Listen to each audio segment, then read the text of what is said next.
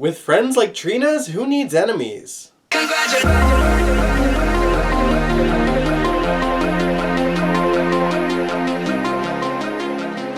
Hey y'all, welcome to General Hospital Envy, my GH After Show. I gotta keep it short this week, but let's get into it anyway. First, let's talk about Jennifer Smith. She done showed up to the Haunted Star after Luke's memorial. For those of you that don't know, Jennifer Smith was Frank Smith's daughter. Frank Smith was a mobster in the 80s and also Luke Spencer's boss. And Luke was supposed to marry Jennifer, but on the day of their wedding, Scott found out that Luke raped Laura and punched Luke off the boat. And then Laura pulled him out of the water and they went on the run, and the rest, as they say, is history. Now, Jennifer claimed to be there because she wanted to know how Laura was able to move on from Luke, and Laura just said that she just decided to close one door and open another and suggested that she do the same. Shortly after that, Sonny Corinthos showed up super unhinged and super unmedicated. Jennifer was clearly fishing for information on whether or not Sonny was looking to expand his territory, and Sonny said that he was trying to focus on his family. Not long after that, Jennifer made a call to somebody that was probably Mr. Nobody and told them that Sonny wasn't looking to expand his territory. Now, Sonny's manic episode went into full swing this week, y'all. He tries to go up to Curtis and asks if he can borrow his bar on a whim, and Curtis, of course, is not able to do that, and Sonny freaks out on him,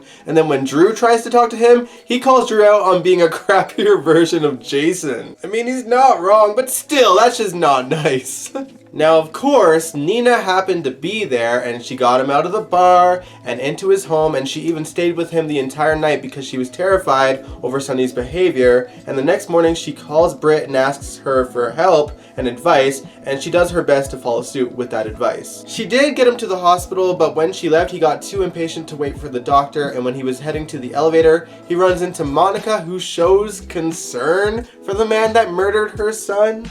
Soon after that bizarre scene, Brando shows up and he's in a pretty bad way, and Sonny gives him advice and says that he should seek professional help. Yo, Sonny, take your own advice! The man needs to get help. Meanwhile, Carly seemed to be taking a mental health day at the yoga center where she ran into Ava, Brooklyn, and then Nina, so I'm sure her mental health is great. Now, for those of you wondering, no, of course Nina didn't bring up the fact that Sonny had a manic episode and was off his meds to Carly. Not that Carly was letting her get a word in, but Nina could have easily blurted it out, so they're both at fault for their stupidity. Honestly, Sonny should just move back to Nixon Falls without either of them. They're both crazy. Now, I'm not saying that Sonny deserves better than these women, but we deserve a break. We deserve one. We earned it. We've put up with this mess a whole year now. Sasha was there too, and Carly tries to bring up Liam, but she's just saying how great everything is and that she's keeping busy. And Carly warns her that focusing on keeping busy instead of taking the time to grieve Liam could come back to bite her, but Sasha wasn't hearing any of it. Now, let's talk about baby Louise. Maxie, Austin, Felicia, and Anna went back to Pawtuck to try and jog their memory,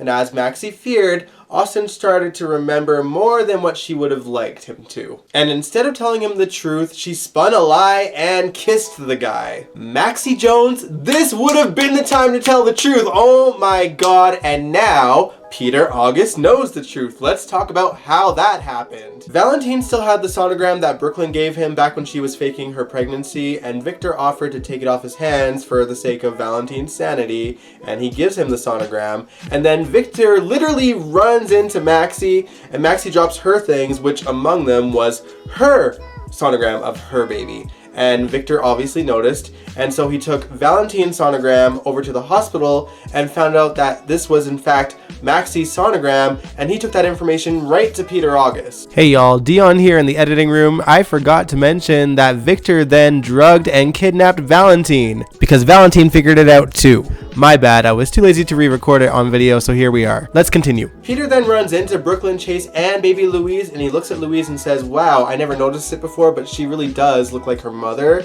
And Brooklyn was a little bit scared, but obviously Chase was like, well no, how would he even know at this point? Oh Chase, there's always a way. Always. Let's talk about Christina, because who knows when we're going to see this girl again. So she and Sam butted heads this week because Sam informed her that she put Harmony on notice, and Christina wasn't down for that. She didn't like that Sam was fighting her battles for her, and she did mention that Harmony did testify against Shiloh, and she's clearly trying to move on with her life, and she doesn't like Harmony, but she doesn't feel right about deciding who her mother should be friends with. Now, Alexis still doesn't know how Christina feels about her and Harmony's friendship, so because of that, she decides to cool things down with Harmony, just until she talks to Christina at least. I'm not gonna lie, I feel like this story is like a whole lot of nothing considering they put this actress on contract. Like, I honestly expected something a bit more substantial with the character than this. Alright, y'all, let's talk about this cabin situation with the teens. We finally get to see it. The teens head over to the mountains to have their romantic adventure,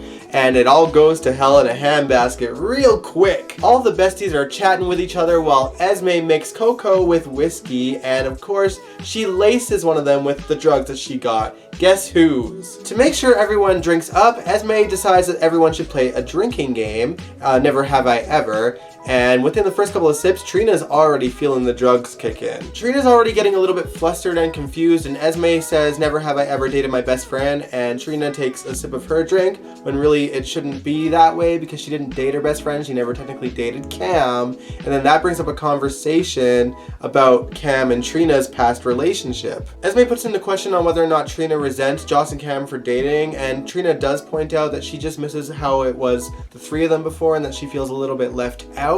And of course this upsets Trina, and she's also not feeling good, so she runs to the bathroom and Jocelyn calls Esme out. Jocelyn not only accuses Esme of setting out to humiliate Trina, but she also brings up the time that she put Jocelyn on notice and said that minding her business would cost her. Esme, of course, tries to play the victim, crocodile tears and all, and Spencer looks at her and says, "Did you try to humiliate Trina?" And of course, Esme gets even more mad, and you know what she says? "Trina's got you wrapped around her little finger," and then she storms off, and Jocelyn's like, Spencer even asks Cameron what he thinks, and Cameron's like, "You really have to ask if I think that? Of course I do." Then of course Esme announces that she's leaving and she called a car and she's all mad, but not before she went into Joss and Cameron's room and set up a new plan in motion. Now we'll get into what that was in a moment here, but I've got some things to say about what went down after Esme and Spencer left, okay? Because Trina was clearly very sick, and for some reason they weren't even remotely suspicious that the few sips that she took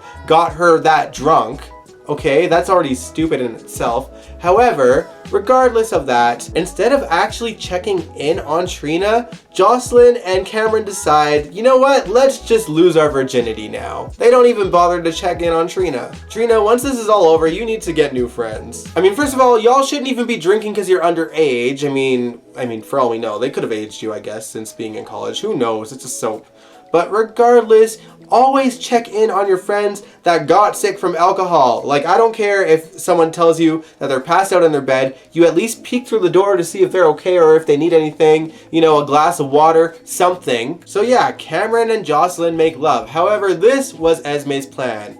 She, I guess, had an inkling that Cam and Jocelyn would have sex in their room, so she put her phone there and set it to record, and so Jocelyn and Cameron's first time is on Esme's phone, and I'm a little bit confused because, like, obviously that phone is still there, and unless Esme's gonna sneak back to the cabin to grab it, like, I'm just trying to figure out what Esme's way of thinking here. I mean, obviously she's going to post that video online for the world to see, but clearly Cam and Joss are gonna know who filmed it. They're not gonna think that Trina did it. And when Spencer finds out, he's gonna drop Esme like yesterday's newspaper. I mean, yeah, Spencer is going to jail for a month, so he might not be aware for a month, unless of course Joss or Cameron visit him. But after that, it's over. And Esme's gotta know that. All to humiliate Jocelyn for seeing right through her. That girl is clearly madly insecure. Sad, really. Now, those were all the major plot points, but there were some fun moments at least worth mentioning that happened here and there, such as Chase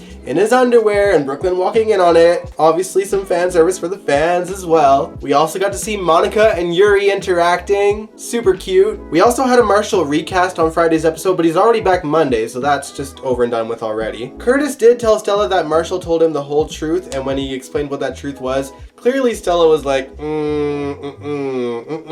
with a poker face, of course. Stella's actually really hard for me to read because sometimes it feels like she's trying to take pity on Marshall, and sometimes she's like, you know what, Marshall is shady, you need to stay away. Personally, I still think Marshall is dying, but I also think that he's probably shady. What do you guys think? Let me know in the comments below. But anyway, I'm gonna end the video here. I hope you guys liked it. Stay tuned this Wednesday for an all-new live stream of GHMV Reacts on the Dion's Corner channel. We are watching all the past karaoke performances at Jake's from like 2009, 2010 era. It'll be a really fun one. I hope you guys tune in with me. And if you liked this video here, give it a big ol' thumbs up. Subscribe if you want to. I'd really appreciate it. And I will catch you guys next time. Peace out.